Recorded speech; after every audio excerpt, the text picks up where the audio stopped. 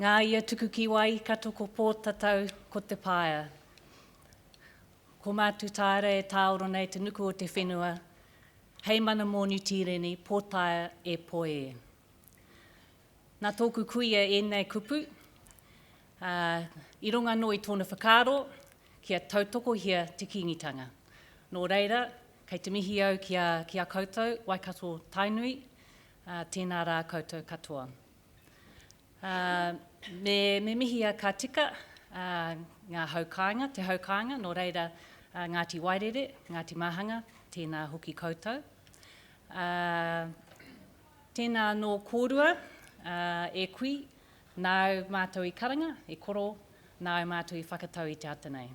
Ka huri au ki a tātou, e whai nei i te huarahi, kua takahia kētia e o tātou tūpuna, tēnā tātou katoa. Kia ora Leonard Dean for taking all those liberties. I'd actually like to begin today by acknowledging the work that you all do in your communities and the work that Community Waikato does to support you as you strive to make a real difference to the lives of people and community groups every day. What makes your work particularly important at this time is the stark inequality that marks our present reality.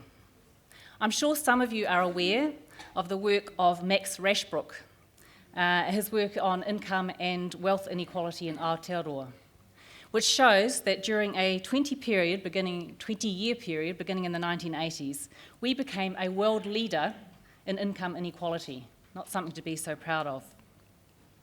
In the 30 years from 1984 to 2014, while the income of the richest 1% of our population doubled, the income of the poorest 10% barely changed at all.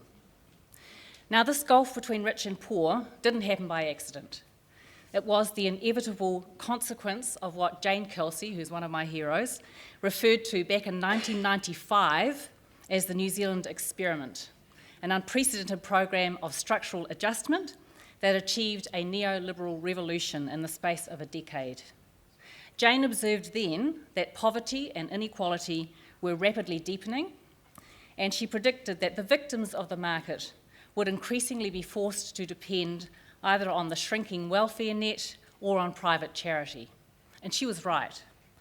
By December 2018, Statistics New Zealand reported that household net worth was concentrated in the top 20% of households, and that 20% of households held, in fact, 70% of the total household net worth. This group, this 20%, had also experienced significant increase in their wealth during the preceding 3 years, whereas the net worth of the bottom 40% hadn't changed one bit. In the same year, 2018, Oxfam released a damning report which showed that the richest 5% of the New Zealand population owned more than the poorest 90%. And in fact, two named individuals were wealthier than the poorest 30% altogether. Now, if you're a bit like me, you probably find your eyes start glassing over a little bit when people start throwing around statistics. And if that's the case, then I strongly recommend you to take a look at Toby Morris's Inequality Tower. Now, Toby Morris is a really bright young man who's found an amazing way to tell a complex story very clearly, very succinctly, very compellingly. So if you Google Toby Morris, or probably even if you just Google Inequality Tower, it'll pop up for you on the spin-off website. Version 1 of that tower was completed in 2015. Version 2 provides an even more sobering picture just 3 years later. So the point of the story that Toby is telling is that the gap between rich and poor in this country is extreme, and it's getting worse. Now, how's that relevant to the work that you do? Well, it's relevant because extreme economic inequality, it doesn't just offend our sense of what is fair, although it certainly does that. It also fractures society. It creates haves and have-nots, it breeds distrust, and it erodes the connections, the relationships between people. It's been rightly pointed out that unequal societies are less functional, less cohesive, and less healthy than their more equal counterparts. So, If you find yourselves in the work that you do feeling overwhelmed by the amount of work that there is to do, by the lack of time and resources in which to do it, that is not surprising. Over a period of some 30 years, the state has washed its hands of its responsibility to ensure the welfare of its people. And increasingly, it's been left to groups like you to deal with the aftermath. Now, having said all of that, it's kind of easy to focus on the events of the past 3 decades or so, during which time the divide between rich and poor has become so explicit. But it would also be a mistake to assume that the colonial state of New Zealand has ever been the land of milk and honey that some people would have us believe. 30 years ago, a man called Bob Considine wrote that New Zealand had always been a deeply divided society that allowed those with power to inflict unemployment on others simply in order to suit their own economic purposes. Truth be told, Māori, along with some other groups, were already at the margins of New Zealand society, politically and economically, before being forced to suffer the further onslaught of neoliberalism. Now, Māori have never been under any illusion as to the inequality that underpins the colonial state of New Zealand. Like Indigenous peoples all over the world who were unfortunate enough to be invaded by European imperialists, we very quickly learned that colonisation was reliant upon the enforced removal of our land so that the settler colony could take root and thrive. The process of separating us from our land was relentless, and it was underpinned by the profound immorality of imperialism, which justified the unjustifiable on the basis that Europeans occupied the first place in some kind of strange league table of humanity and were therefore entitled to claim the riches of the world for themselves. Now, I'm going to give an example. I'm going to tell my own story. My iwi of Ngāti Raukawa had the misfortune of occupying most of the arable land between 2 of the earliest New Zealand company settlements, Port Nicholson to the south and Whanganui to the north. Our homelands were quite openly targeted by New Zealand company settlers and by successive Crown agents, from the very moment that they arrived, actually. We resisted the colonial state pressing in on us from all sides for as long as we could, but we couldn't hold out forever. By the early 1880s, our world had been pretty much torn apart. Our population had suffered in a spectacular decline, and that was as a result of wave after wave of introduced illnesses. Our philosophical foundations had either been completely wiped out or grossly distorted by introduced religion. Our distinctive knowledge systems had been driven underground. The vast bulk of our lands had been stolen by a lethal combination of political skullduggery and judicial complicity. And our early experiences as participants within the colonial economy had ushered in forms of economic vulnerability that we'd just never experienced before. Now, our Waikato whanaunga were similarly cursed in the sense of having a significant colonial settlement situated on their doorstep. Inevitably, the roving eyes of the Auckland politicians and speculators were cast over the fertile lands to the south. It would only be a matter of time before a ruse would be found to remove the iwi who were seen as an obstacle to colonial development. Now, I'm sure that standing here, I don't need to rehearse for you the litany of colonial crimes that were committed against the tangata whenua of this region in order that the colony might prosper. The trumped-up warfare, the confiscations, the cynical use of the law to clothe rampant greed and outright criminality with a veneer of legality. Indeed, it's actually impossible not to be reminded of the violence of these events every day as you walk around this town, given the colonial fondness for naming geographical features after their heroes. Grey Street, Bryce Street, even Hamilton. They're all named for individuals with Māori blood on their hands, either literally or figuratively. Now, given that the deprivation of Māori was a prerequisite to the accumulation of wealth for Pākehā, we shouldn't be shocked now to find that that economic inequality between the two groups has persisted ever since the establishment of the colony. Another statistic, sorry. For the year ended June 2018, Statistics New Zealand reported that the median individual net worth for Europeans was well over 4 times that of Māori. And in light of the history, one can really only wonder that the disparity is not even greater. It's important for us to note that removal of land did more than set in train an intergenerational cycle of poverty. Severing our connection with the land had a whole lot of really bad effects. Our mātauranga, the knowledge that was generated out of our relationship with our land, that was all but erased. Our reo, the language that was developed to express the knowledge that grew out of our relationship with the land, the language was similarly brought to the point of extinction. Our very survival as distinctive peoples was under threat.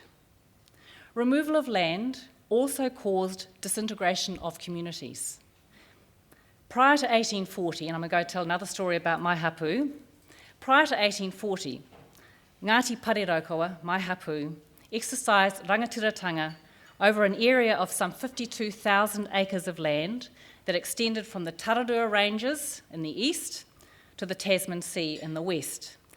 It encompassed Lake Horowhenua and the land where the town of Levin now sits. However, a now infamous Native Land Court decision in 1873 reduced our lands to less than 3% of that amount. It was confiscation in all but name. When my father was born, half a century later, in 1927, the hapu was still trying to eke out an existence on the tiny footprint of land remaining to them, with a few families living around our papakainga at Ngā Tukuwaru Marae. But the truth was, the land could no longer support the people, and so one by one, the whānau were forced to move away. My father's parents left to secure employment in the town of Otaki when he was about 4 years old. But it wasn't over yet, because what the Native Land Court had started, local government finished. Generations of our people had lived on the shores of Lake Horowhenua and along the banks of the Hokio stream, which ran from the lake to the sea. The area was rich in aquatic and bird life, and the soil was fertile, supporting extensive cultivations. The Hokio stream was particularly well known for the quality and quantity of tuna, of eels, which fed the people all year round and which became synonymous with the identity of Ngāti Raukawa. But from 1952, the local council discharged first raw sewage for many years and then poorly treated effluent from the township of Levin into the lake. So, of course, into the lake, out through the stream to the sea, straight past our marae. It allowed a commercial piggery to be established right next door to the marae on the banks of the Hokio stream. For several decades, the piggery discharged more effluent every day into the stream than that produced by the entire township of Levin. The stench of that piggery was beyond belief. And as a kid, I actually used to hate going to our marae because the smell was so bad, it would literally make you feel sick. The council also established a rubbish dump to the south of the marae, and it eventually extended it into a massive landfill, which now accepts waste from throughout the Kapiti coast, and which has been leaching toxic chemicals into the water table for decades.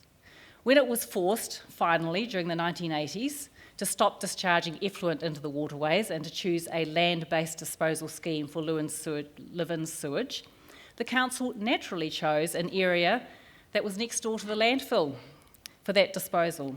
Within a few years of its establishment, the system had become outdated and inefficient, overloaded, with the result that still more pollution is constantly being added to the water table, finding its way into our lakes and streams and making its way to the sea.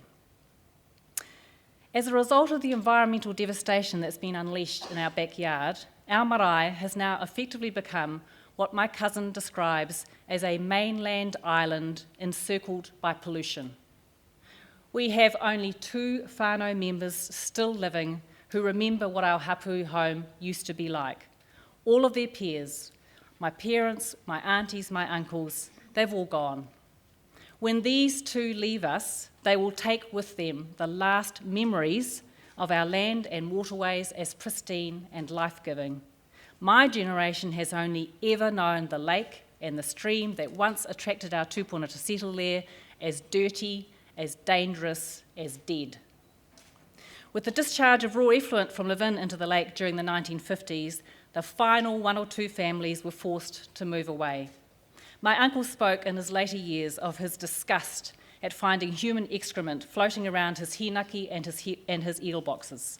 He removed them from the stream, and he never passed on to the next generation his comprehensive knowledge of catching and keeping eels. Our former papakainga around the marae was now deserted. A once thriving hapu community had been completely destroyed. Believe it or not, though, there are others who are worse off than us. At least we still have the marae, and this has remained a focus for us as we have worked really hard to maintain a sense of community, even though we're no longer able to live there physically. Some of our neighbouring hapu have not been so lucky. They have simply vanished. They just don't exist anymore. Now, I tell you this story in part, and I know this is about storytelling, and probably we could do some more feel-good stories, right? Not one like this. But I tell you this story not to bring you down. I tell it to you in part because it's my story, and you know, it's always safer to tell your own story than it is to presume to tell someone else's. But I'm also telling it because it's indicative of what happened to iwi and hapu throughout Aotearoa. The details might differ, but the general themes of forcible dispossession, of impoverishment, of the destruction of communities, I suspect that these themes are depressingly familiar to Māori all over the country. So, bringing it back to this group again, in light of this history, I would imagine that a lot of your work as groups engaged in the provision of social services, as groups engaged in strengthening communities, I would think a lot of your work will be with Māori. So many of us are in crisis. Indeed, how could we not be? The fact that I've been invited to speak at this forum signals to me an acknowledgement within the sector that Māori have particular needs and a corresponding desire to serve those needs appropriately. Perusal of the Community Waikato website reinforces my sense that there is a genuine commitment to support Māori communities, be they hapu-based, iwi-based, be they urban, but to support them. And also it reinforces my sense that there is a clear understanding that any relationship with Māori communities should be framed by Te Tiriti or Waitangi. So Te Tiriti or Waitangi is identified as foundational to Community Waikato. Role modelling the relevance of the Treaty of Waitangi in the sector is included as a strategic priority, and understanding of and adherence to the principles of the treaty are listed as key outcomes. These are worthy aspirational statements. But as you will all know, aspiration and action are not necessarily the same thing. Moreover, in this instance, translation of good intent into good work is complicated by the fact that there is so much misunderstanding about what a commitment to Te Tiriti or Waitangi actually entails. And I'd like to take some time to talk about this in greater detail, because in my view, the misunderstanding is unnecessary. In my view, the misunderstanding has been deliberately drummed up to confuse people. So that's what I want to talk about for the next little while. If I'm going to talk about Te Tiriti or Waitangi, I need to start with he whakaputanga or te rangatiratanga or New Tireni, also known as the Declaration of Independence of 1835. The Declaration proclaimed the mana and the rangatiratanga, the sovereign authority and the independence of its signatories. And in doing this, the document was really just acknowledging the constitutional reality of the time. The political landscape of Aotearoa at that time was shaped and defined by hapu. Their authority was unchallenged. Importantly, though, the Declaration did something else. The Declaration also talked about something called kāwanatanga. And what the Declaration said was that the hapu, in declaring their rangatiratanga, the hapu would not permit anyone to exercise kāwanatanga unless they delegated authority to do so to whoever that other person would be. Now, 5 years later, and consistent with these provisions, Te Tiriti or Waitangi, by which I mean the Te Reo Māori document, 5 years later, Te Tiriti or Waitangi was signed, reaffirming the rangatiratanga, the tino rangatiratanga of hapu, and delegating kāwanatanga to the Crown. Now, a lot of people, I think it's gradually changing, especially after the Paparahi ki te Raki report of the Waitangi Tribunal up north, but a lot of people still don't realise how much he whakaputanga, the Declaration, and Te Tiriti, the Reo Māori document, have in common. Both of these documents were signed at Waitangi. More than half of the people who signed Te Tiriti on the 6th of February 1840 had also signed He Whakaputanga less than 5 years earlier. Both of the documents utilised the words rangatiratanga and kāwanatanga to describe different kinds of power. Both of the documents were drafted and signed at a time when Māori numerical dominance was a simple fact of life, when Te Reo Māori was the language of Aotearoa. Both of the documents were initially formulated and signed at Waitangi, and both of them were then taken around other parts of the country for discussion and agreement. The declaration had been signed by 52 rangatira by the end of 1839, and in fact the last person to sign it was Te Wherowhero, and he signed it in July of that year. Te Tiriti, on the other hand, was taken around the country for a period of 8 months or so and was eventually signed by over 460 rangatira. Now, it's really important that He Whakaputanga and Te Tiriti, the Māori language document, are read together because they reveal very clearly a common thread of intent. What the Māori signatories were doing was declaring and cementing their own supreme authority, their tino rangatiratanga, while acknowledging and defining the presence of the Crown and its citizens in their midst. Now, why was this considered necessary? Well, the hapu had welcomed the perceived benefits that flowed from contact with these newly arrived strangers. However, the different values and the inexplicable behaviour of some of these strangers necessitated the proactive management of their presence. Delegating kāwanatanga to the Crown, as I said, foreshadowed in 1835 and then implemented in 1840, delegating kāwanatanga to the Crown, that was the solution. What the rangatira were doing was empowering the Crown to take responsibility for controlling the behaviour of its own citizens. Being accountable for its own people was one of the conditions of the Crown being allowed to remain here in Aotearoa. Okay, so far so good. You look at He Whakaputanga, Te Tiriti, it's really clear. Now, some of you will be saying, well, hang on, what about the English language document, what I refer to as the treaty? How does that fit in? Well, many of you will know that that was signed by a mere 39 people at Port Waikato and at the Manukau Heads. Beyond that, there's actually not much to say about it. It is completely at odds with Te Tiriti, because what it does, of course, is to provide that Māori are granting sovereignty to the Crown in return for some limited property and citizenship rights. For reasons that remain a mystery, it was the treaty, the English language document, rather than Te Tiriti, that was sent to these two locations for signing. It's most unlikely that the people there had the faintest idea that in signing the document, they were signing something that said they were giving supreme authority to a British monarch who they'd never even seen. The Crown agents who arranged these signings would have been pretty careful not to have explained what sovereignty meant, because if they'd done so, they wouldn't have got anyone to sign. It's been a few years ago now since I went to Port Waikato, but I asked the people there, what's your story about why you signed these documents? And they said it was all about relationships, as these things often were. They signed because the missionary Mornsel lived in their midst, had their trust, and he told them it was a good idea. And that makes sense, because if you have a relationship with someone, you trust them, right? But they didn't know what sovereignty meant. So when you think about the treaty in the context of the times in which it was drafted and signed, it's revealed really as a mere quirk of history. It's worthy of no more than a passing mention in a footnote.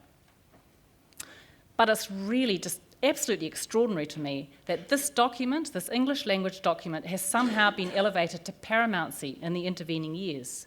On the other hand, Te Tiriti and He Whakaputanga, they've been rendered virtually invisible. So the next story I want to tell you is how this has happened. For many years, the Crown was just completely, after 1840, for many years was completely focused on seizing control by any means at its disposal. So it conveniently forgot all about its 1840 efforts to secure Māori agreement for its presence here. Thanks to a process that one of my favourite Mohawk scholars describes as the gradual triumph of germs and numbers, the Crown eventually usurped Māori authority. And by 1877, it was only too happy to go along with Chief Justice Prendergast's famous description of the Treaty of Waitangi as a simple nullity. I'm sure you've all heard of that. Over time, though, such overtly racist statements as Chief Justice Prendergast came to be seen as a little bit embarrassing. So instead of writing the treaty off as a simple nullity, the Crown decided instead that it would start describing the treaty, I'm talking about the English language text, as a foundation stone for the nation. Now, this didn't mean that the Crown was saying it sourced its legitimacy in the treaty. Actually, the Crown pointed to a couple of unilateral proclamations of sovereignty that Governor Hobson had made during 1840. Might have been 41, actually. But the wording of that treaty proved to be kind of useful to the Crown because the Crown could point to it as evidence that Māori had consented to Crown authority. And more than that, because the Crown didn't actually believe that they had to ask for our permission, because they just thought it was kind of by divine right that you could go around and take people's countries, because they didn't think they actually had to ask our permission, they could actually point to the treaty as evidence of the fact that they were really nice, generous people because they bothered to ask before they came. So this was a period when the treaty was all the rage. It was our foundation document, and it gave the Crown the right to be here. Meanwhile, the wording of Te Tiriti and He Whakaputunga, they were a lot less helpful to the Crown, so they were largely ignored. However, in the meantime, the Māori population had defied all predictions and had rallied. As the fact of our survival became irrefutable, we became more and more determined to see Te Tiriti or Waitangi honoured. Not the treaty, but Te Tiriti. And increasingly, we brought pressure to bear on the Crown's self-serving version of our colonial history. It gradually became clear to the Crown that its strategy of disregarding Te Tiriti and He Whakaputunga on the one hand, while paying lip service to the treaty as a symbol of our harmonious nationhood on the other, that actually just wasn't going to cut it for much longer. So they needed to come up with a new approach.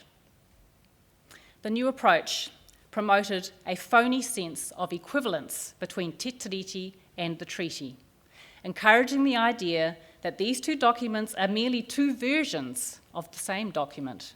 Now let's just pause here for a moment to consider how ridiculous this idea is.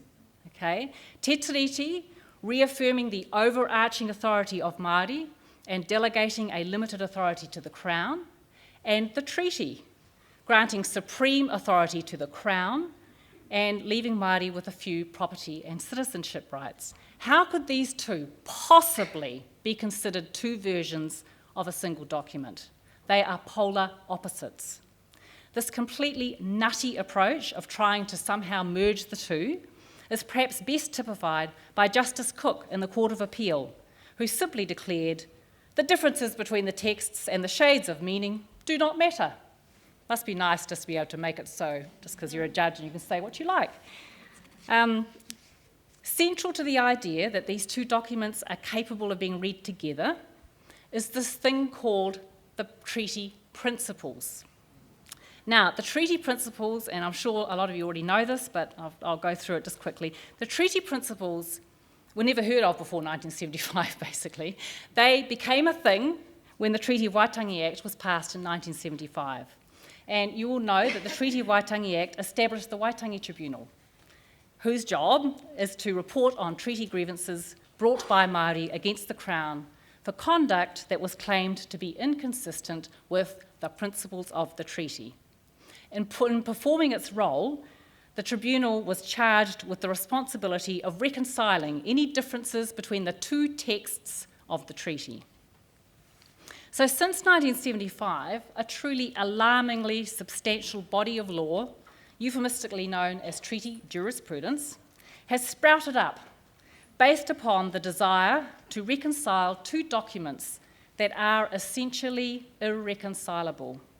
The Crown has eagerly seized upon the treaty principles, particularly those developed by the Court of Appeal during the 1980s, because these principles claimed to have bridged the gap between Crown sovereignty on the one hand and rangatiratanga, tino rangatiratanga on the other. But the entire exercise is nothing more than a sham. It's a cheap magic trick. The principles have been touted as a genuine attempt to find common ground between the treaty and Te Tiriti, but in truth they represent a cynical repackaging of just one of them, the treaty. No amount of pontificating about partnership can mask the fact that the Crown's sovereignty remains at the core of the principles articulated by the courts. As Justice Cook said, the basic terms of the bargain were that the Queen was to govern and that Māori were to be her subjects. For all the nauseating language of mutual respect, good faith, reasonable cooperation, the principles of the treaty simply entrench the view that the Crown can ultimately do what it likes. For our part, we're supposed to feel grateful that we can rely on the honour of the Crown, this despite centuries of bitter experience establishing that its honour lies in tatters. To illustrate the way that treaty principles are often used to mask the squalid truth of Crown domination, let me mention the 3 Ps that I believe are quite popular: partnership, participation, protection. Now, they might sound innocuous enough in theory, but as I've already alluded to, the problem with all of them lies in the 4th and conspicuously silent P, power. The reality of Crown power that underlies these principles renders them all but meaningless. The Crown dictates the terms of the partnership, the Crown defines the ambit of our participation, the Crown decides what it will protect and to what extent. Partnership, participation, protection, pretty words perhaps, but they cannot alter the ugly reality of Crown coercion that lurks beneath. The history that I've recounted establishes beyond any doubt that the relationship between the Crown and Māori is not merely dysfunctional, it's profoundly abusive.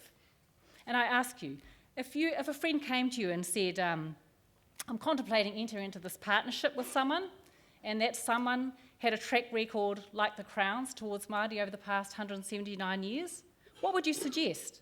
Would you suggest that they enter into a partnership with a proven abuser, a liar, a thief, a violent bully? Would you willingly participate in a game with such a person, particularly if you knew that the rules of the game had been set by them, could be changed by them at any moment, and that the umpire was actually on their payroll? Surely the last person who you would trust to protect you is the person from whom you most need protecting. The principles of the treaty are frankly obscene. So, where does this analysis of Te Tiriti or Waitangi leave you, as groups in the social service sector with the goal of strengthening communities? Now, I imagine at this point it's probably easy to feel a bit overwhelmed and maybe even a little bit resentful at the suggestion that on top of all the work you already do, there's all this other treaty stuff, Te Tiriti stuff you've got to get your heads around. And I don't doubt that you all work really hard under less than optimal conditions to try and make a difference. Unfortunately, however, good intentions aren't enough. The state of New Zealand is founded upon a bedrock of colonialism, a word that I'm using here to describe the philosophy that underpins and legitimises the process of colonisation. This fact has implications for all of us, regardless of how we come to be living here. It's just not possible to occupy a position of neutrality in the context of the colonial state. If you are not actively working to dismantle it, you are enabling it. Acknowledging then that many of you will already be under pressure, trying to do too much with too few resources, what can you do to make a difference, realistically, for Māori? The first thing that I would suggest you do is that you ask yourselves, how can you maximise your contribution to undoing the damage done to Māori communities by the ongoing process of colonisation? Māori communities throughout Aotearoa have shown extraordinary fortitude and imagination in the face of overwhelming odds. There are a lot of stories to be told there, but I don't have time to tell them today. We've never stopped resisting, and many of us are actively engaged in rebuilding what colonisation set out to shatter: our language, our philosophical base, our education systems, our marae. In fact, all the things that will collectively ensure our well-being into the future. And we'll continue to do this work with or without help from external agencies, because our very survival depends upon it. But we can always do with allies. Not with people who know what's best for us, or people who think it's okay to dispense help from on high while demanding compliance with an endless list of meaningless conditions. We've already had a bit too much of that. When I use the term allies, I mean people who ask what they can do to support us in the setting and achievement of our goals. Is your organisation an ally? How many Māori groups are you currently working with? If very little of your work is with Māori, then you might ask yourselves, why is that? I noticed from the Community Waikato's most recent annual report that 18% of groups who requested their services identified as Māori. Given the really clear commitment to Te Tiriti signalled by the organisation, I was a little surprised by that, and it may have changed since then as well. There are bound to be all sorts of reasons for it. I want to be clear, I'm not passing judgment at all, but it's really hard to believe that there aren't more Māori groups out there who would benefit from the kind of support that Community Waikato offers. Some of you might find yourselves in a similar position. And if that's the case, perhaps some work might usefully be done on investigating why more Māori groups are not making use of the services that you provide. What might you do differently? You should also take steps to ensure that everyone in your organisation has a solid understanding of Te Tiriti or Waitangi and a clear analysis of the intellectual dishonesty that has characterised the development of the treaty principles. These principles have served to create confusion where there was none. Te Tiriti or Waitangi is not hard to understand. Nothing about it is complicated.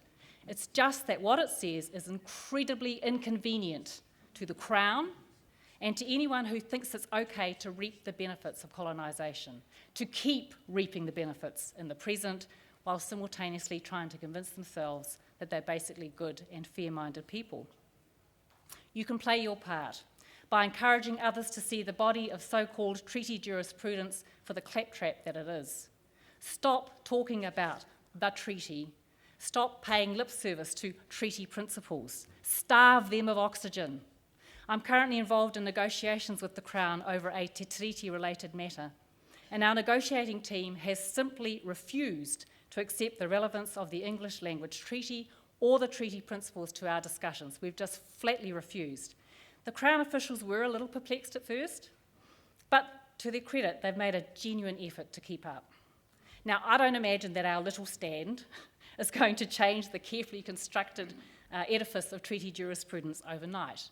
But let's be honest, it rests on the shakiest of foundations. If more of us start challenging it, it will eventually come crashing down.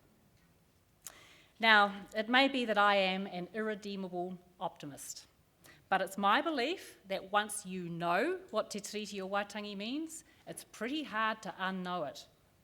In 1840, the Crown came to Māori as supplicant, not the other way around. In response, Māori reaffirmed our rangatiratanga, but granted the Crown a form of delegated authority, kāwanatanga, requiring it to manage its own citizens as the price for being allowed to remain here. What happened in the years that followed is nothing to be proud of, neither for the Crown nor for any of the beneficiaries of its conduct.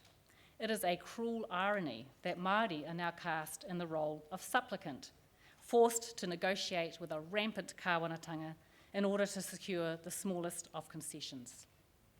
In your role, as groups committed to working with tangata whenua in order to realise the promise of Te Tiriti or Waitangi, take care to ensure that you don't similarly cast us in the role of supplicant. Figure out what it means to work with us to achieve our goals. More than that, pledge yourselves to do all you can do in order to bring about the return of political power to Māori, so that we are able once more to take care of our own without relying on help from others. If this means, in effect, working towards your own redundancy, that seems to me to be a very small price to pay. Tēnā tātou katoa.